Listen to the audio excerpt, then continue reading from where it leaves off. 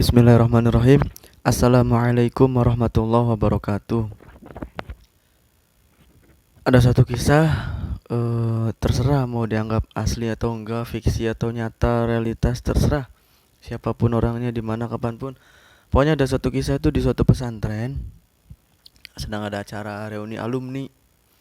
Kemudian, ya alumni bertemu dengan alumni, ngobrol-ngobrol. Terus ada yang mengajak diskusi ceritanya teh. Jadi ada alumni yang ngajak Bahsul Masail lah kalau bahasa kerennya ya. Ya diskusi lah, diskusi. Katanya mempermasalahkan masalah tape. Tape itu haram enggak katanya. Aduh, ini sebenarnya bikin pusing ya, bikin pusing, bikin pusing. Karena tape itu katanya cairannya memabukkan lah, intinya gitulah, memabukkan. Ada unsur memabukkannya gitu. Gimana haram enggak? Pokoknya pribadi bicara di sini bukan sebagai ahli fikih ya. Pribadi juga nggak ngerti apa-apa, nggak bisa, ikut-ikut aja lah. Kalau kata guru boleh, boleh.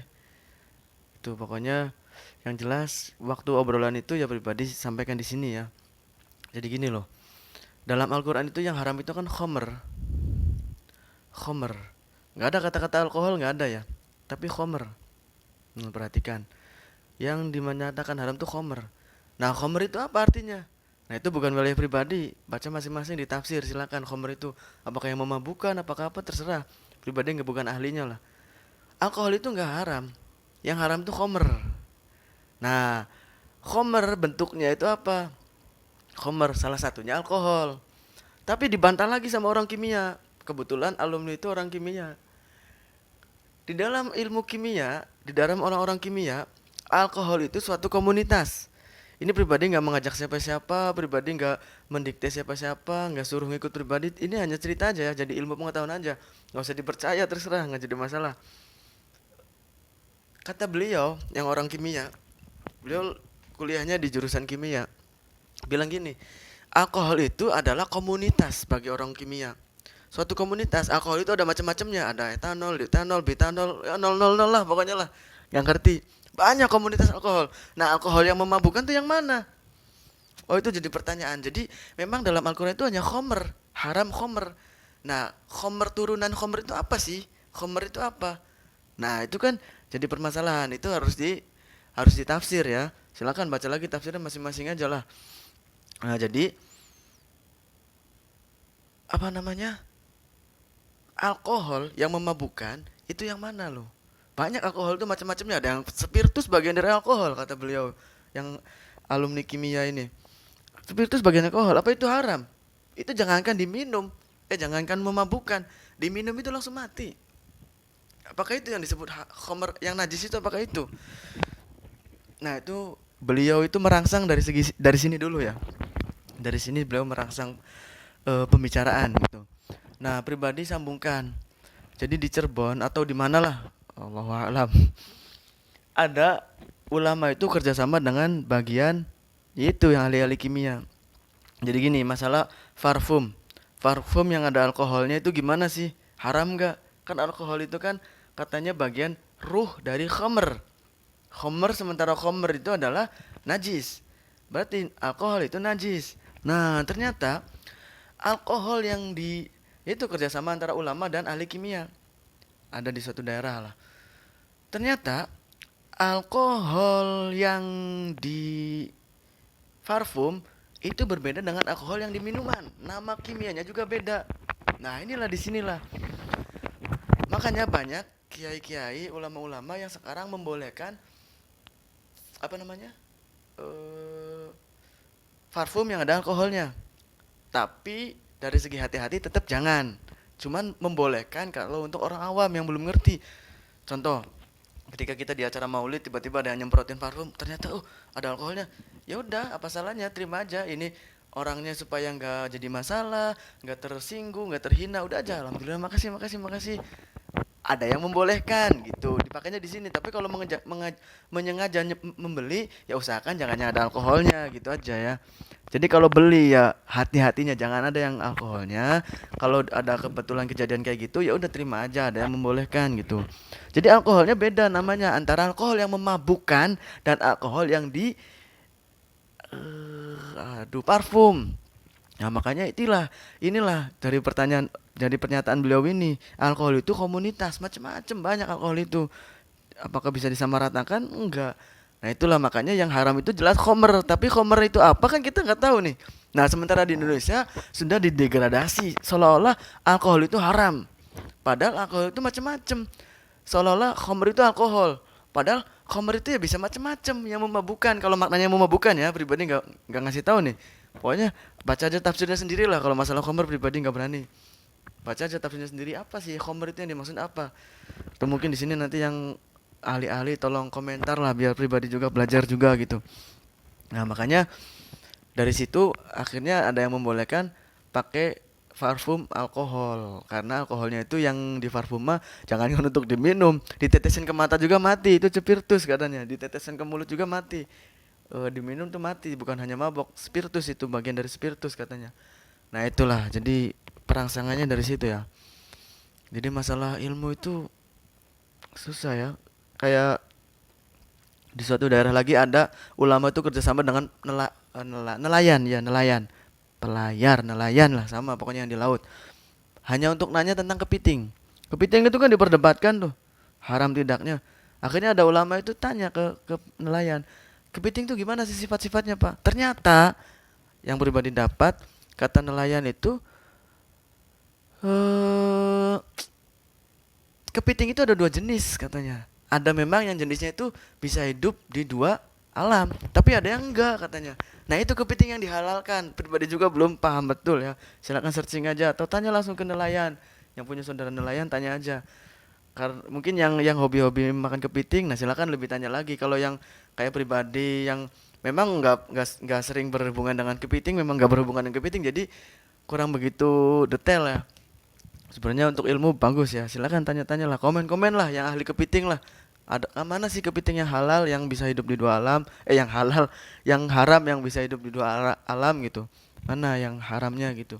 Yang seperti apa kepitingnya?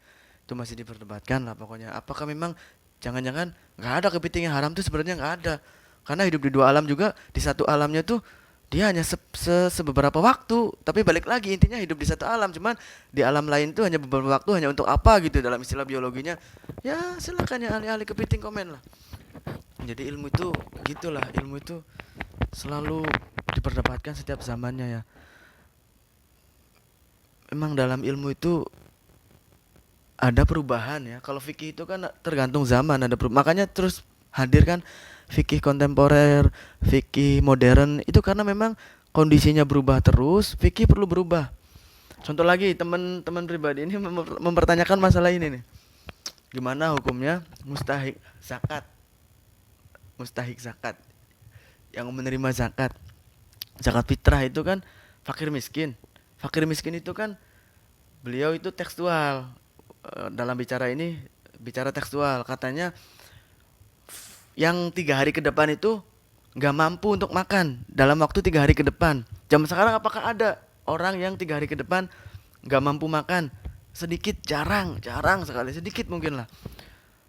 Terus yang miskin itu yang masih punya pekerjaan tapi masih kurang cukup untuk memenuhi kebutuhannya yang pokoknya. Itu kan tekstual ya. Kalau lihat di realitas Idul Fitri, kalau zakat mal kan memang jarang-jarang keluarnya ya, hanya orang-orang kaya dan ada badannya tersendiri lah. Kalau zakat fitrah itu sangat membludak, semua orang wajib kan. Yang wajib zakat fitrah itu kan setiap orang manusia yang menemui waktu Ramadan dan menemui waktu Syawal walaupun sebentar. Jadi misalkan nih, ada orang bayi lahir di waktu hari terakhir Ramadan, sore hari nih. Itu kan masih Ramadan tuh, sore hari lahir. Wah. Hidup sampai maghrib. Habis maghrib kan udah Syawal tuh. Hidup sampai Syawal. Berarti menemui waktu Ramadan, menemui waktu Syawal, itu wajib zakat fitrah. Walaupun masih kecil bayi, wajib zakat fitrah. Jadi selagi menemui 2 waktu itu wajib. Beda lagi kalau misalkan gini. Orang hidup udah 70 tahun. Pas di hari ke-30 Ramadan sore hari meninggal. Kan belum sempat menemui Syawal tuh, belum maghrib. Nah, dia nggak wajib zakat. Jadi zakat fitrah itu wajib untuk orang yang menemui Ramadan dan Syawal, walaupun sebentar Syawalnya. Nah gitu. Jadi bayi baru lahir sore langsung ketemu maghrib Syawal kan. Nah itu kan wajib zakat fitrah. Makanya zakat fitrah itu membludak karena yang wajibnya banyak. Bayangkan zakat fitrah yang membludak bertonton deras mungkin ya dalam satu desa juga. Terus kita harus pakai konsep fikih yang tekstual. Mengasihi hanya kepada orang yang fakir miskin betul-betul secara tekstual, yang kekurangan betul-betul, yang nggak bisa makan untuk hari ke depan. Susah sekali, susah. Makanya kiai-kiai zaman sekarang banyak bukan berarti mengubah teks ya. Teks bukan berarti mengubah agama, enggak. Yang namanya fikih itu berubah, fleksibel tergantung zamannya. Kiai zaman dulu yang mengatakan fakir miskin itu seperti itu, ya benar pada zaman dulu. Tapi zaman sekarang dipakai udah nggak bisa, susah. Karena udah jarang orang fakir miskin yang seperti itu. Zaman sekarang makanya banyak yang bilang, pokoknya selagi kelihatan miskin, selagi kelihatan kekurangan, masih punya utang, sering utang, ya itulah yang wajib, yang berhak mendapatkan. Selagi rumahnya nggak layak, kadang masih minjem-minjem, kadang makan masih kurang, pakaian seadanya, itulah pokoknya. Jadi pakainya nalar gitu, pakainya perkiraan. Yang jelas tetap kejujurannya, jangan sampai yang kaya karena saudara diberi itu udah salah. Ah, ini walaupun punya motor 3 nih, tapi saudara saya dikasih ah. Nah, itu salah. Pokoknya yang kelihatannya memang betul jujur, memang kelihatan susah dalam kesehariannya, dagang sampai malam capek. Ya udah itulah. Itu makanya zaman sekarang banyaknya seperti itu. Tapi ini pribadi bukan berfatwa, bukan apa ya, terserah ini. Nggak ngajak, nggak apa, ini bukan nggak tahu bener, nggak tahu nggak, pokoknya yang pribadi dapat kayak gitu aja. Pribadi bukan ahli lah, yang penting pribadi dapat di kampung-kampung pribadi seperti itu, kayak ada yang seperti itu, ya terserah mau ikut mau enggak terserah. Yang namanya perkembangan zaman tuh seperti itu ya, fikih itu berubah. Ya sekelas ulama internasional ya Habib Ali Al-Jufri. Habib Ali Al-Jufri itu ulama internasional, pernah bilang gini, ulama zaman dulu yang mengharamkan mengucapkan selamat hari Natal itu benar. Benar mereka pada zamannya katanya. Kata beliau, dijelasin tuh secara psikologisnya zaman dulu kayak gini kayak gini kayak gini, secara sosiologisnya zaman dulu gini gini gini. Zaman dulu itu ketika mengucapkan selamat hari Natal itu menyatakan benarnya agama dia, ikut menyatakan benar zaman dulu karena belum ada hubungan antar negara, belum ada hubungan antar agama, belum ada sosial, berbeda kondisi sosial, psikologis, antropologisnya berbeda kata beliau. Jadi Habib Ali Al-Jufri bilang zaman dulu ulama mengharamkan mengucapkan selamat Natal kepada non muslim, benar pada zaman dulu. Tapi kata beliau di zaman sekarang itu dibolehkan. Katanya Al-Azhar, lembaga fatwanya membolehkan. Pokoknya banyak beliau menyebutkan ulama-ulama di Al-Azhar itu membolehkan mengucapkan selamat hari Natal. Selamat Natal kepada non-muslim. Dan beliau juga termasuk yang mengambil itu. Kata beliau, zaman sekarang yang membolehkan, ya itu sesuai dengan zaman sekarang. Zaman sekarang itu ketika mengucapkan selamat hari Natal, nggak ada kepikiran membenarkan Natal, nggak ada